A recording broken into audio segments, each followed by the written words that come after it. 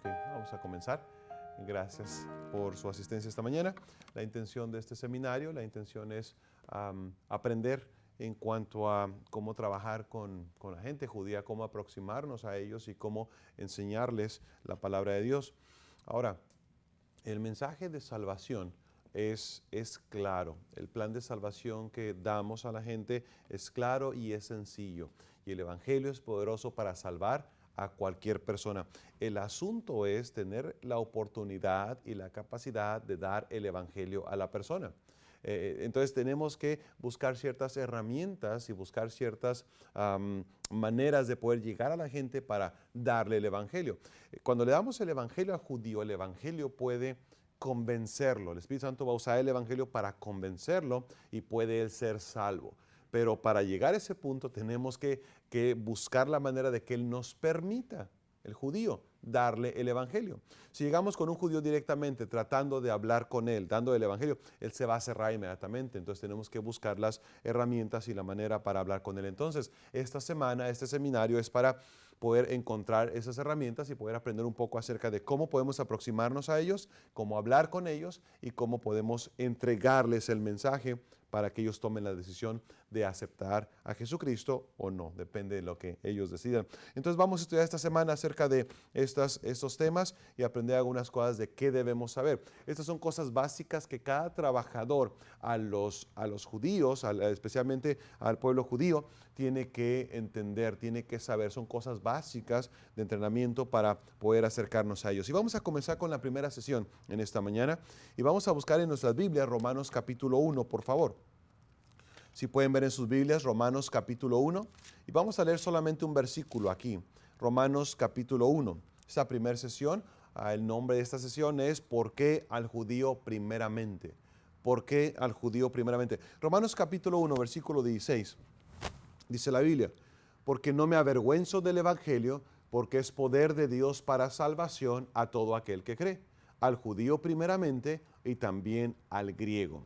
El apóstol Pablo está hablando aquí a la iglesia en Roma y él les escribe a la iglesia y muy temprano en su carta él les hace esta declaración. Él les dice, no me avergüenzo del Evangelio. El apóstol Pablo está declarando, a mí no me da vergüenza identificarme con Cristo. A mí no me da vergüenza identificarme con el Evangelio. El apóstol Pablo dice, yo he predicado y he predicado por toda Asia acerca de Cristo y no me avergüenza. Él dice, yo he estado en ciudad tras ciudad tras ciudad predicando acerca de Cristo, pero no me avergüenza. De hecho, en una ciudad me arrestaron.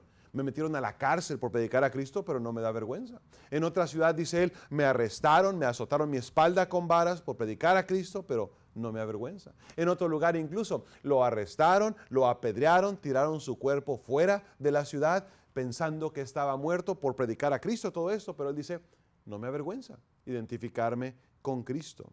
Una pregunta, hermano, ¿a usted le da vergüenza que la gente sepa que usted es cristiano? ¿Sus compañeros de trabajo saben que usted es cristiano? ¿La gente que te rodea, tus vecinos, saben que eres cristiano? ¿Tu esposa sabe que eres cristiano? El apóstol Pablo dice, no me avergüenzo del Evangelio. ¿Por qué? Porque es la dinamita, es el poder de Dios para salvar. Pero luego él usa una frase aquí muy interesante. Él dice aquí, al judío primeramente y también al griego. Al judío primeramente. ¿Por qué? ¿Por qué al judío primeramente? ¿Por qué no dice el apóstol Pablo que el Evangelio es poderoso para salvar a cualquier persona? Porque él dice al judío primeramente y también al griego. Es sobre esta declaración que vamos a estudiar en esta primera sesión. ¿Por qué al judío primeramente? Vamos a orar y vamos a pedir la bendición de Dios sobre esta sesión y vamos a pedirle que nos enseñe en esta mañana de su palabra. Te damos gracias, Jehová Dios, por lo bueno que eres y gracias, Señor, por este tiempo que tenemos de abrir tu palabra y de estudiarla, de aprender de ella, Señor, y disfrutarla también. Te pido que nos ayudes, Señor, en esta hora. Ayúdanos a entender el por qué, Señor, es tan importante llevar el Evangelio a todo el mundo, al judío primeramente y también al griego, según la Escritura. Te lo suplicamos en nombre de Jesús. Amén. Aquí quiero enseñarles, hermanos, la primera cosa aquí. Nos enseña aquí la palabra judío primeramente. Esta palabra primeramente es una palabra muy interesante. Es la palabra griega protón. Esta palabra protón significa que es lo más importante de lo más importante. Está diciendo que tiene primer lugar en tiempo, espacio y lugar. Es lo más importante de todo lo demás. Es lo que el sentido que está dando. El Señor Jesús usó esta palabra en Mateo 6:33 cuando Él dijo, mas buscad primeramente el reino de Dios y su justicia. Cristo está diciendo que lo más importante en que debemos estar enfocando nuestro esfuerzo, en que debemos estar invirtiendo nuestra familia, nuestro tiempo, nuestro dinero, es en el reino de Cristo, en extender el nombre de Jesucristo en esta tierra. Es lo más importante, es la prioridad mayor que tenemos.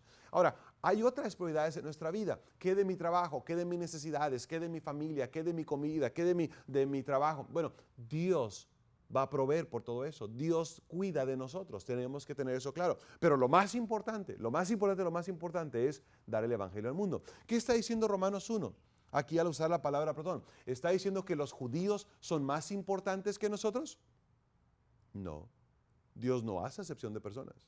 Lo que está diciendo este texto es que lo más importante, la prioridad mayor que el judío tiene y la prioridad mayor que el gentil tenemos, es recibir el evangelio de Jesucristo. La prioridad está en el evangelio. El evangelio es lo que este mundo necesita, tanto judíos como gentiles, gentiles como judíos. Lo que los niños pobres en África que están muriendo de hambre, su mayor prioridad de ellos, lo que ellos necesitan no es comida. La prioridad mayor para ellos es recibir el evangelio y ser salvos. ¿Para qué queremos niños bien nutridos africanos que se vayan al infierno? No, hay que ir, darles el evangelio. En el proceso hay que darles de comer, obviamente. Pero la mayor necesidad que cualquier persona tiene en este mundo es recibir el evangelio para poder ser salvos. ¿Me están siguiendo, hermanos? Ahora hay que entender algo. Hay dos clases de personas en este mundo y vamos a verlo más adelante en estas sesiones, pero básicamente quiero decirle, hay dos clases de personas en este mundo, judíos y gentiles, nada más. Hay judíos y gentiles. Si usted no es judío, usted es gentil. Si usted no es gentil, usted es judío. Para ser judío necesita que su papá y su abuelo sean judíos bíblicamente.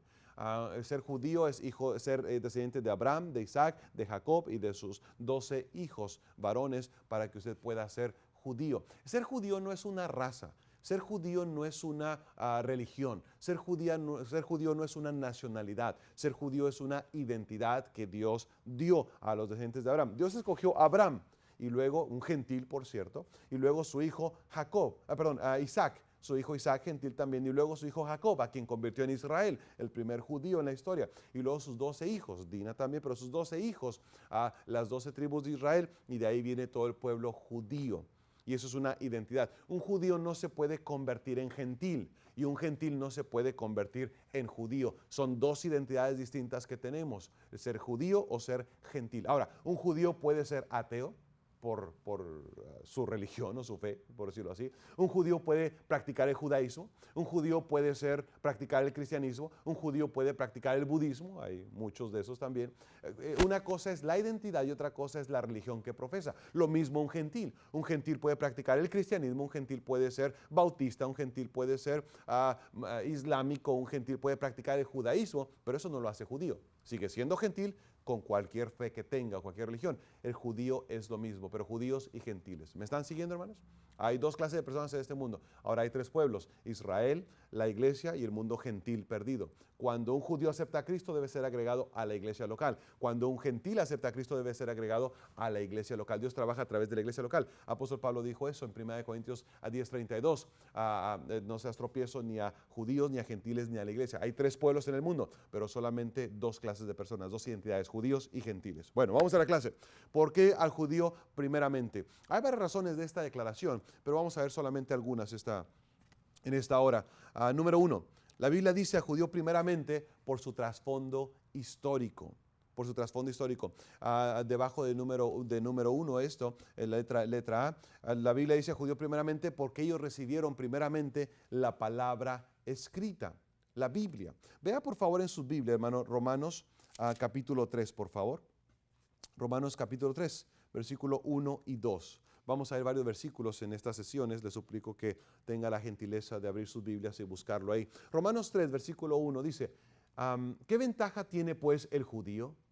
¿O de qué aprovecha la circuncisión? Mucho, en todas maneras. Primero, ciertamente que les ha sido confiada, ¿qué? La palabra de Dios.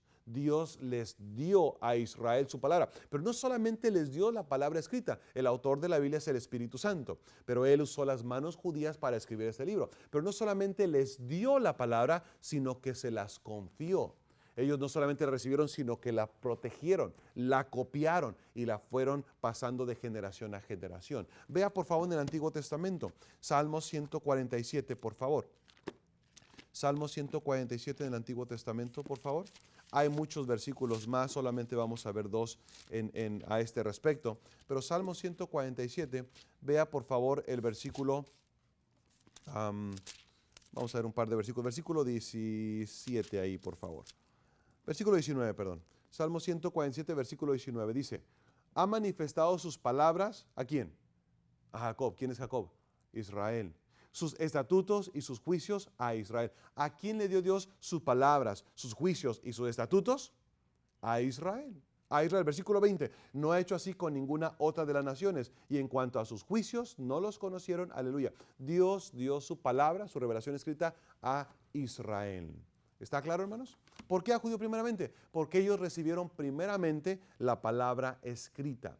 Número 2, debajo de trasfondo histórico. La Biblia dice a judío primeramente porque los judíos recibieron primeramente la palabra viva.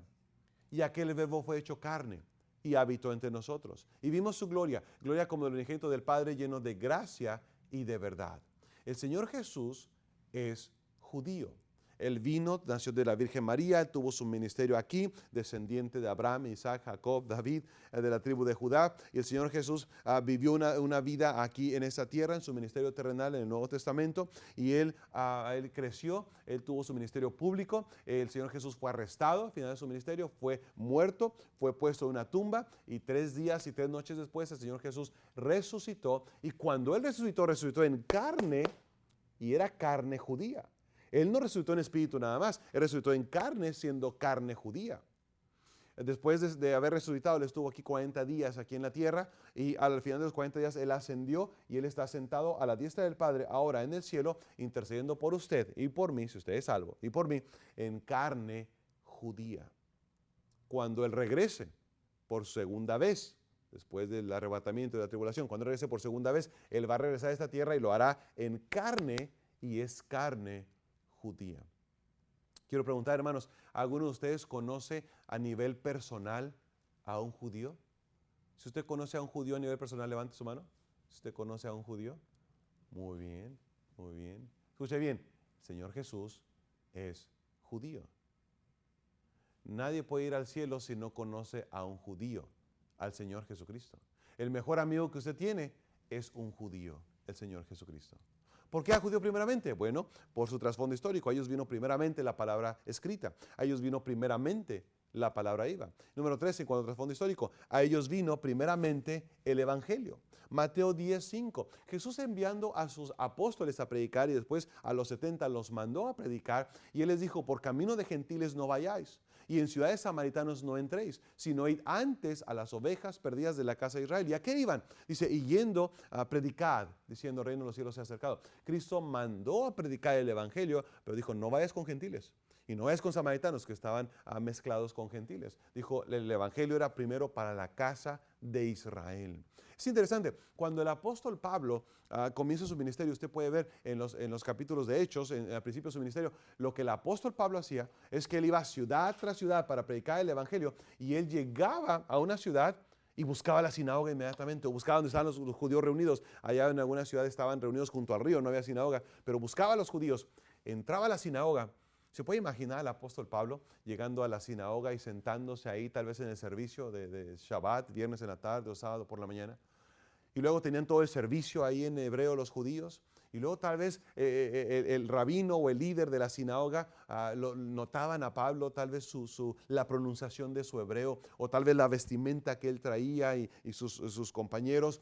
Y al final del servicio tal vez le preguntaban, hermanos, ¿sois judíos? ¿Sois hijos de Israel? Él contestaba, sí, sí somos. ¿De dónde venís? ¿De dónde vienen? Tal vez vienen de la tierra, vienen de Israel. Sí, venimos de allá, ¿tienen alguna noticia para el pueblo? Tal vez tienen algunas noticias de Jerusalén para nosotros. Y el apóstol Pablo se levantaba y comenzaba a predicar y decía, Oh, sí, les tengo buenas noticias de Jerusalén. Y comenzando el apóstol Pablo a dar el evangelio ahí en la misma sinagoga, usando el Antiguo Testamento, por cierto, no había Nuevo Testamento, predicándoles a ellos el evangelio. Y muchos judíos creían.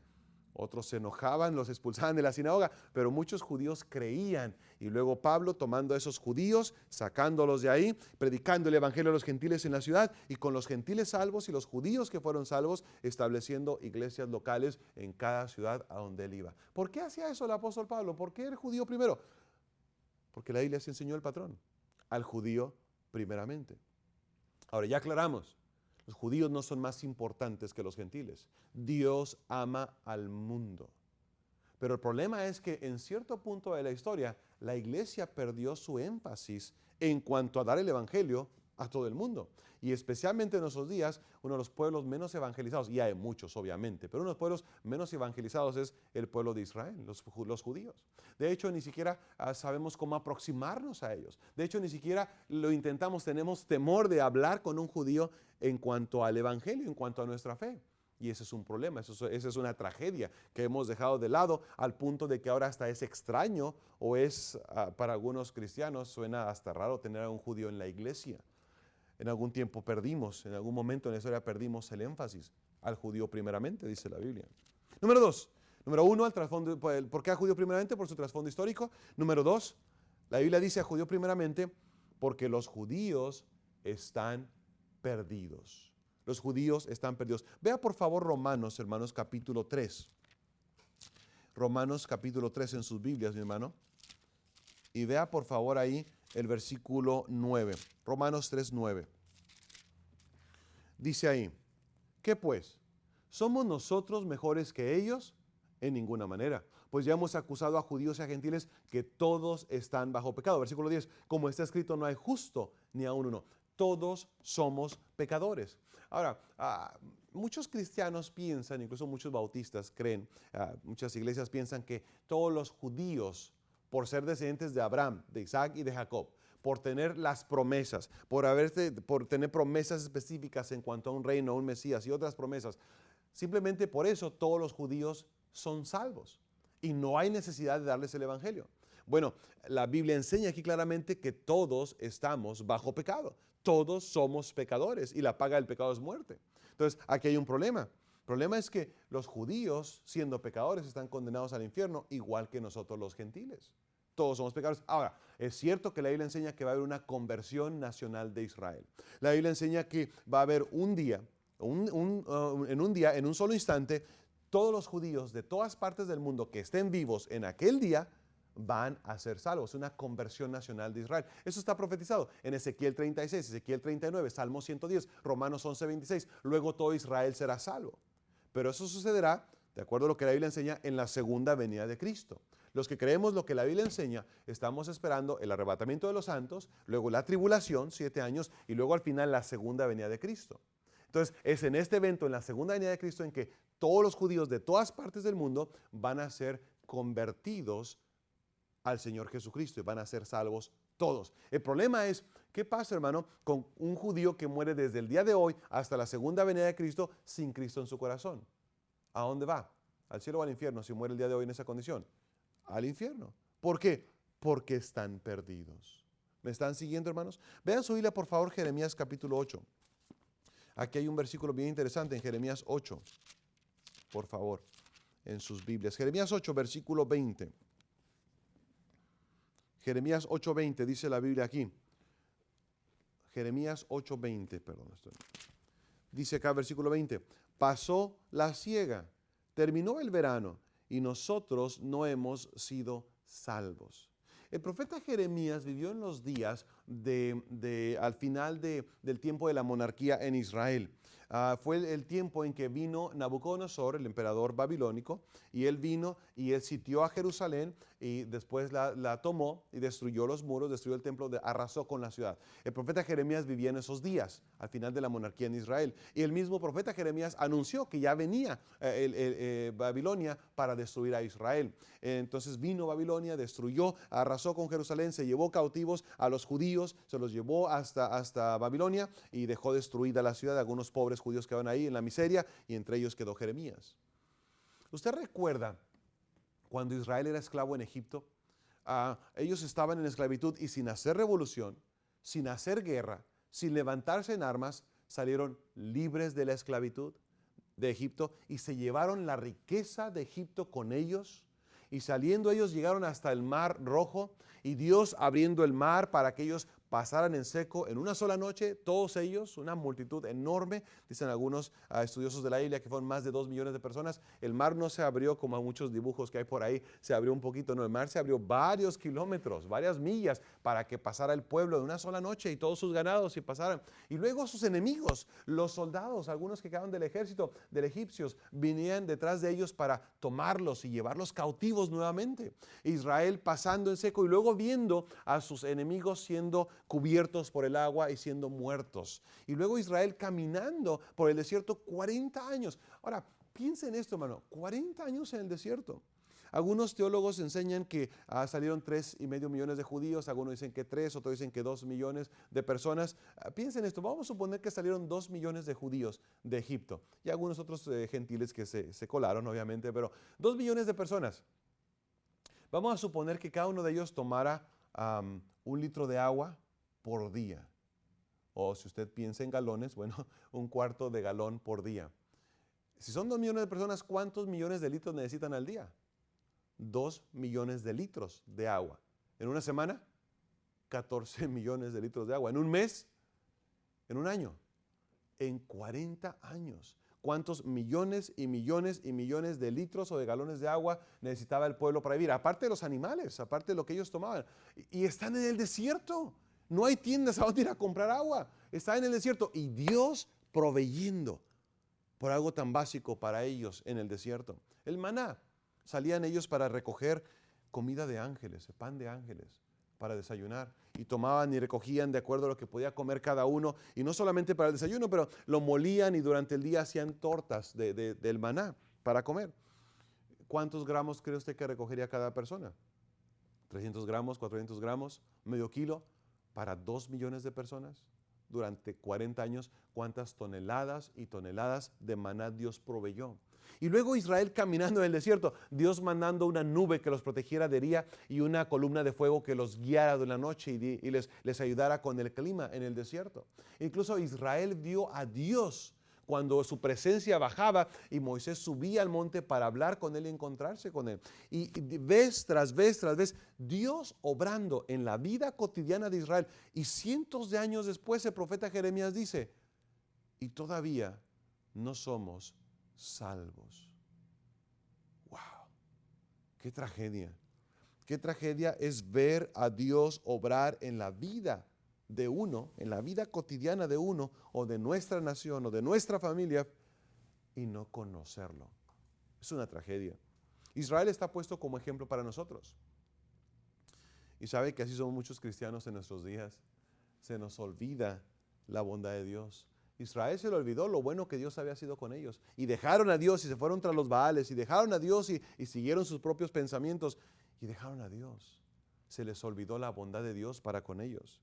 Y así somos muchos cristianos también en esos días. Se nos olvida lo bueno que es Dios para con nosotros. Es por eso que muchos cristianos no son fieles a la iglesia. Porque se les olvida qué bueno ha sido Dios con ellos. Por eso muchos cristianos no pagan los diezmos. Espero que no sea su caso. Pero no pagan los diezmos porque se les olvida qué bueno ha sido Dios contigo. ¿Pero por qué a judíos primeramente? Bueno, porque los judíos están perdidos. La tercera razón, ¿por qué dice la Biblia al judío primeramente? Porque somos deudores a Israel. Tú le debes a los judíos.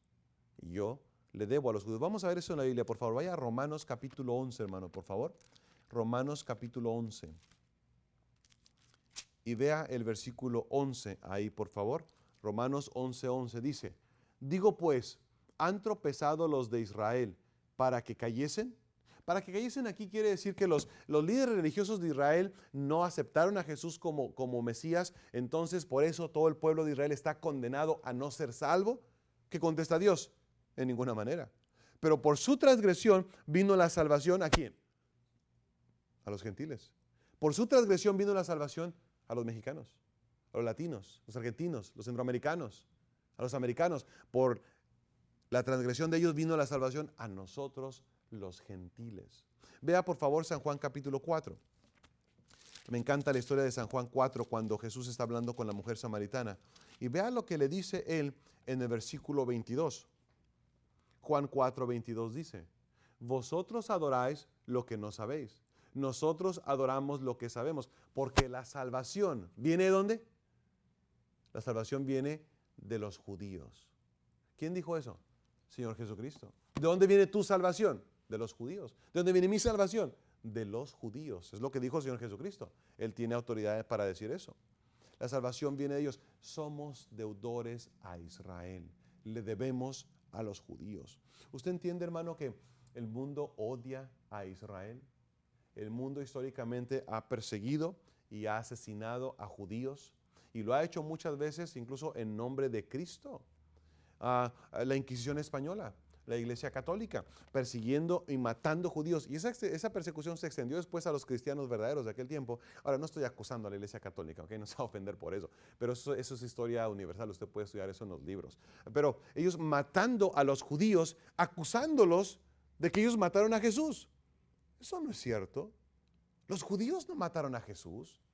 Los romanos no mataron a Jesús. Cristo es el autor y el sustentador de la vida. ¿Quién puede matar al autor de la vida? Nadie. Nadie. A Cristo no lo mataron los judíos. Cristo dijo, él declaró antes de morir, dijo: a mí nadie me quita la vida. Yo tengo poder para ponerla y tengo poder para volverla a tomar. Cristo voluntariamente dio su vida por nosotros. ¿Quieres saber quién mató a Dios? ¿Quién mató a Cristo? Fue Dios mismo. Isaías 53:10. Jehová quiso quebrantarlo. Fue el plan de Dios, fue la idea de Dios. Y Dios fue quien ejecutó. Cristo estaba ahí en la cruz. Y recuerde que a Cristo no vino la muerte para arrancarle su espíritu, para matarlo, para separarlo de su cuerpo.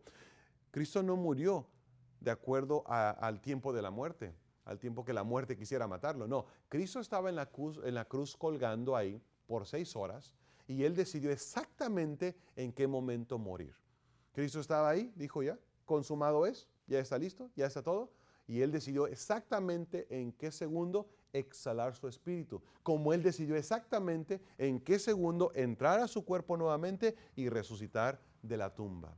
A Cristo no lo mataron los judíos. Cristo murió voluntariamente por nosotros.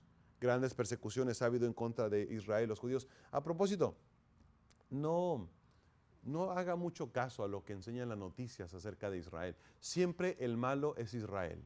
Las noticias dicen que los malos soldados israelíes matan a los pobres palestinos que se defienden con piedras. Eso no es cierto. Eso no es cierto. Israel lo único que está haciendo es defenderse de las agresiones de estas personas.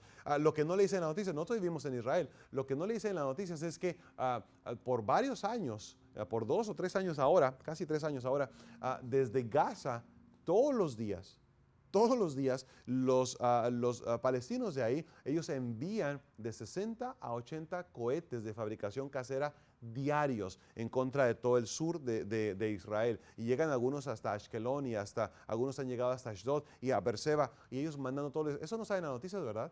Que son atacados. Lo que hace Israel es que llega un punto en que tiene que poner un poco de orden, y entonces es cuando todo el mundo se molesta por eso. Pero recuerde que el mundo está en contra de Israel. ¿Por qué a judíos primeramente? Número 1, por su trasfondo histórico.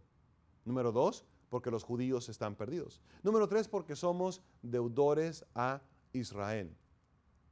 Número 4, la Biblia dice a judío primeramente porque es el pueblo más vulnerable en nuestros días. Vea Salmo 83, por favor. Salmo 83. Vamos a ver varios versículos aquí, por favor, en el Salmo 83. Dice ahí la palabra de Dios, versículo 1. Dice: oh Dios, no guardes silencio, no calles, oh Dios, ni te estés quieto, porque he aquí que rugen tus enemigos, y los que te aborrecen alzan cabeza. Una pregunta, hermanos, ¿Dios tiene enemigos? ¿Hay gente que odia a Dios conscientemente? Sí, sí los hay. Vamos a ver quiénes son. Versículo 3. Contra tu pueblo. Aquí está hablando de Israel, no de la iglesia. Contra tu pueblo han consultado astuta y secretamente, y han entrado en consejo contra tus protegidos. 4. Han dicho, venid y destruyámoslos para que no sean nación, y no haya más memoria del nombre de Israel. Lo escuche bien, los individuos, las naciones, los pueblos que quieren destruir a Israel, que odian a Israel, los odian y los quieren destruir porque odian al Dios de Israel. El problema no son los judíos, el problema no es Israel, el problema para los enemigos es Dios. Por eso quieren destruir a Israel. ¿Por qué quieren destruir a Israel? Porque ellos piensan, si logramos destruir a Israel, entonces Jehová falló en guardar su palabra. Porque Jehová Dios ha prometido que Él va a cuidar, salvar y preservar a Israel. Pero entonces si ellos destruyen a Israel, Jehová no guardó su palabra, entonces Jehová no puede ser el Dios vivo y verdadero. Entonces Alá será el Dios vivo y verdadero. Por eso quieren destruir a Israel, porque odian al Dios de Israel. ¿Quiénes son ellos? Versículo 5. Porque se confabulan de corazón a una, contra ti han hecho alianza. ¿Quiénes son? Versículo 6. Las tiendas de los edomitas. ¿Se acuerda quién es Edom? Edom es Esaú, hermano de Jacob. Sus propios parientes los quieren matar. Sigue diciendo, los ismaelitas. ¿Se acuerda quién es Ismael? Abraham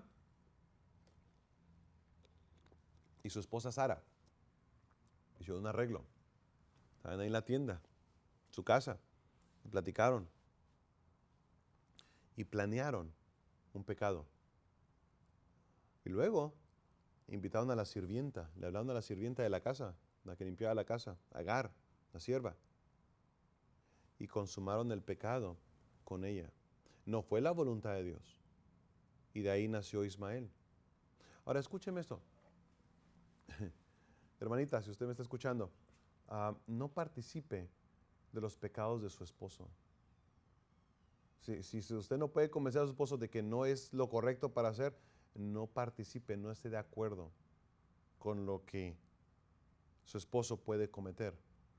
Escuche bien, el pecado de una sola noche de Abraham, el pecado de una sola vez de Abraham, concibió a Ismael.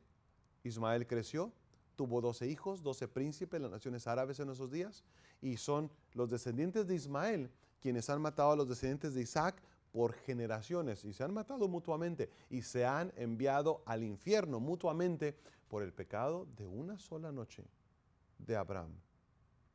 Pero los ismaelitas, sus propios primos, sus propios hermanos, los quieren matar. Sigue diciendo, Moab y los agarenos. Los agarenos son los otros hijos que tuvo Agar, después de que Abraham la despachó de su presencia. Sigue diciendo, Gebal, Amón y Amalek, los filisteos. La palabra filistea en el versículo 7 es la palabra raíz donde nace la palabra Palestina. ¿Han visto en la televisión este asunto de la guerra entre judíos y palestinos? ¿Han visto esto en las noticias en la televisión? ¿Por qué están viendo tele, hermanos? No deben estar viendo tele, bueno, es otro asunto, no deben estar viendo tele. Pero los palestinos, la identidad palestina no existe. Esos palestinos no son palestinos. Escuchen bien, su religión es árabe, su cultura es árabe, su comida es árabe, su idioma es árabe, su religión es árabe, su libro sagrado es árabe. ¿Qué son ellos? Árabes. No son palestinos. La identidad palestina no existe. La palabra Palestina es derivación de la palabra filistea. Los filisteos eran los enemigos de Dios. Eran 5 naciones-estado en los días del rey David y de otros en ese tiempo. Había 5 naciones-estado pequeñitas. Era en Ashdod, Ashkelon, Gad, Ecrón y Gaza. Los 5 reinos filisteos. Ellos fueron exterminados hace muchos años. La identidad palestina filistea no existe. Estos palestinos de nuestros días son árabes adentro del territorio de Israel, robando tierra y queriendo establecer una nación palestina dentro de Israel. Ahora una pregunta, ¿se puede hacer eso? ¿Se puede hacer un país dentro de otro país? Aquí en los Estados Unidos hay, según el gobierno, hay alrededor de 40 millones de hispanos. Vamos a suponer que todos los hispanos se juntaran y dijeran, bueno, tenemos negocios, tenemos tierra, nuestros hijos han estudiado aquí, tienen sus propios negocios, tienen sus profesiones, se juntan todos y tenemos nuestro idioma, tenemos nuestra cultura, tenemos a nuestra comida. Vamos a juntarnos y vamos a hacer un país aquí. vamos a llamarle México 2 o Hispania o no sé, y se juntan todos y luego llaman a un líder, a un caudillo que sea el líder de ellos, y luego piden ayuda a las Naciones Unidas y piden ayuda a la Unión Europea para establecer un país aquí. ¿Se puede hacer eso? No, no se puede hacer eso. Y algunos están pensando que eso es buena idea, pero no, no es buena idea. No se puede hacer eso, no se puede hacer un país adentro de otro país. Y si se pudiera, no lo haga. Deje Estados Unidos como está, déjelo tranquilo, no lo descomponga, déjelo así. Pero el asunto es de que no se puede hacer un país adentro de otro país. Esto es Estados Unidos de Norteamérica, no se puede hacer un país adentro de otro país. Bueno, son lo que estos árabes palestinos están haciendo en Israel, queriendo establecer un país adentro de otro país. No sé si conocen el himno Tierra bendita y divina, es la de Palestina, donde nació Jesús. Jesús no nació en Palestina. Palestina no existe. Dios nunca le llama a la tierra de Israel, nunca le llama Palestina. Le llama o tierra de Israel, o tierra prometida, o tierra de Canaán, pero nunca Palestina. Tal vez al final de sus Biblias, en los mapas, ahí diga la tierra de Palestina en los días de Jesús o tierra de Palestina en los días del rey David. Eso es incorrecto. La tierra nunca se llama Palestina, es tierra de Israel. El mote Palestina vino a la tierra aplicado por el emperador romano Adriano. En el segundo siglo después de Cristo, él burlándose de los judíos, él dijo: esos miserables palestinos de allá que quedaron en la tierra después de la diáspora del año 70, quedaron en la miseria, y de ahí viene el mote Palestina a la tierra de Israel. De hecho, si usted visita Israel, bueno, más bien cuando usted visita Israel, usted puede ver muchos cartelones que dicen bienvenidos a Palestina, puesto por los árabes, por estas gentes pseudo palestinos, pero la identidad palestina no existe, es la tierra de Israel. Ahora vea por favor versículo 17. Ahora, ese himno Tierra Bendita y Divina es correcto, hay que cantarlo, es un hermoso canto, es un hermoso himno, pero podemos decir Tierra Bendita y Divina es la de Israel, donde nació Jesús, o tierra que fluye leche y miel es la de Israel, donde nació Jesús. Vea por favor versículo 17, dice ahí: sean afrentados y turbados para siempre, sean deshonrados y perezcan. ¿Quién? Los enemigos de Israel. Por eso la iglesia no puede ser enemiga de Israel. Por eso los cristianos no podemos tener sentimientos en contra de los judíos. No podemos tener sentimientos antisemitas. Porque dice la Biblia que hay afrenta, turbación, deshonra y muerte. ¿Sabe que los cristianos no podemos hacer chistes de los judíos? No podemos burlarnos de los judíos. ¿Cómo es posible que un cristiano diga: Señor Jesús, yo te amo, mi Salvador, mi Señor, gracias por haber muerto por mí, yo te amo, Jesús, pero me caen mal esos malvados judíos que están matando? Es contradictorio. No podemos amar a Jesús y odiar a sus hermanos según la carne. Hay una frase que es antisemitismo cristiano. Esos dos términos no pueden ir en la misma frase, son términos opuestos. Si somos cristianos no podemos ser antisemitas. ¿Me están siguiendo, hermanos? No puede uno ser enemigo de Israel, debemos amar lo que Dios ama, y Dios ama a Israel. ¿Por qué? Porque Dios dice que hay afrenta, deshonra, turbación y muerte para los enemigos de Israel. Versículo 18: y conozcan que tu nombre es Jehová, no Alá, no María, no Confucio, no Buda, Jehová. A propósito, el Jehová del Antiguo Testamento es la misma persona Jesucristo del Nuevo Testamento. Tú solo Altísimo sobre toda la tierra. Vamos a parar aquí. Es bien claro lo que la Biblia enseña. Hay muchas razones más de por qué al judío primeramente, pero vamos a parar aquí.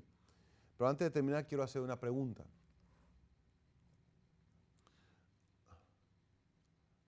¿Qué va a hacer usted? Es bien interesante estudiar acerca de los judíos y saber más y profecía y la Biblia. Sí, es muy interesante. Pero, ¿qué va a hacer usted? Tenemos que hacer algo. ¿Qué podemos hacer? Número uno, qué bueno que preguntó. Número uno, debemos orar por la paz de Jerusalén todos los días. Es un mandamiento. Salmo 122, versículo 6 dice: pedid por la paz de Jerusalén, sean prosperados los que te aman. No es una recomendación, no es una sugerencia que oremos por la paz de Jerusalén, es un mandato. Si usted no está orando por la paz de Jerusalén todos los días, eso es pecado. De confesar su pecado y comenzar a orar por la paz de Jerusalén todos los días. ¿Qué más podemos hacer? Número dos, podemos rendir nuestras vidas para llevar el evangelio a los judíos en cualquier parte del mundo. En la ciudad de Los Ángeles, en el condado de Los Ángeles, en Estados Unidos, según algunas encuestas, hay más de 600,000 judíos. Y según entiendo, ni una sola iglesia, ni un solo misionero trabajando con ellos. En la ciudad de San Francisco, más de 150,000 judíos, ni una sola iglesia, ni un solo misionero trabajando con ellos. En la ciudad de Miami hay comunidades de más, todas juntos, de más de 15,000 judíos que hablan español, que hablan castellano. Y ni una sola iglesia, ni un solo misionero trabajando con ellos. La ciudad de Phoenix, Arizona, es la ciudad con la población de judíos que más está creciendo en los Estados Unidos. Los judíos están migrando a Phoenix, Arizona. Ni una sola iglesia, ni un solo misionero trabajando con ellos. En Francia hay más de 300,000 judíos, solamente 2 o 3 misioneros trabajando con ellos. En Argentina hay más de 50,000 judíos y solamente un misionero, que yo sepa, tal vez haya más, pero que yo sepa, trabajando con ellos. En Panamá hay más de 15,000 judíos en la ciudad de Panamá. No hay ni una sola iglesia, ni un solo misionero trabajando con ellos. En Israel hay más de 200,000 judíos que hablan castellano. Y solamente 1 o 2 iglesias tratando de alcanzarlos. Y podemos seguir en Bélgica y en otros países. En España, en las ciudades de Madrid, de Barcelona, Sevilla y Palma de Mallorca, hay más de 50,000 judíos. Ni una sola iglesia, ni un solo misionero trabajando con ellos. En la Ciudad de México, en Santiago de Chile, en Montevideo, Uruguay. ¿Quién les va a dar el evangelio? ¿Los testigos de Jehová? Ellos están condenados al infierno. ¿Los mormones? Son una secta. Los pentecostales, ellos no están seguros de ser salvos mañana o ayer. Somos nosotros quienes les vamos a dar el evangelio. ¿Por qué no vas tú? Tú puedes ir, el campo es el mundo, eso no importa dónde, Sudáfrica, en Ámsterdam, en Holanda, el campo es el mundo. Tú puedes ir. ¿Qué más podemos hacer? Número 1, orar por la paz de Jerusalén. Número 2, podemos dar nuestras vidas voluntariamente para ir y llevar el evangelio a los judíos en cualquier parte del mundo. Número 3, podemos y debemos ir en nuestra ciudad tocando puertas para buscar judíos para darles el evangelio. Mire, tome un bonche de tratados y salga a la calle y vaya y toque la puerta. Cuando la persona abra, pregúntele, ¿es usted judío? No, no soy judío. ¿Por qué? Bueno, ando buscando judíos, pero ni modo es usted gentil, ok, pues le voy a dar el evangelio como quiera usted. Y dé el evangelio a la persona. Y vaya a la siguiente casa y toque y abre la persona. ¿Es usted judío? No, no soy judío. Bueno, ando buscando judíos, pero bueno, déjelo ir el evangelio a usted. Y vaya a la siguiente casa y toque y pregunte, ¿es usted judío? Sí, soy judío porque, a usted lo andaba yo buscando. Le platico lo que le quiero mostrar con la Biblia y dele el evangelio al judío. Pero dar el evangelio a los judíos en nuestra propia área. ¿Hay sinagoga en tu ciudad? ¿Hay judíos en tu ciudad? Si en su ciudad hay joyerías y hay almacenes de ropa, muy seguramente hay judíos viviendo ahí haciendo negocio en la comunidad. Busque a los judíos puerta por puerta. ¿Qué podemos hacer por Israel? Orar por la paz de Jerusalén todos los días, dar nuestras vidas para servir entre ellos como misioneros. Número 3, como embajadores. Número 3, podemos llevar el evangelio a los judíos alrededor de nosotros. Y número 4, ¿qué más podemos hacer? Podemos dar para que otros vayan. Si Dios llama a alguna persona en su iglesia para ir a trabajar al campo judío y usted no va a ir, bueno, podemos apoyar financieramente para que otro vaya y dé el evangelio al pueblo judío. El asunto es, ¿qué va a hacer usted? Pero tenemos que hacer algo. Gracias, Dios les bendiga.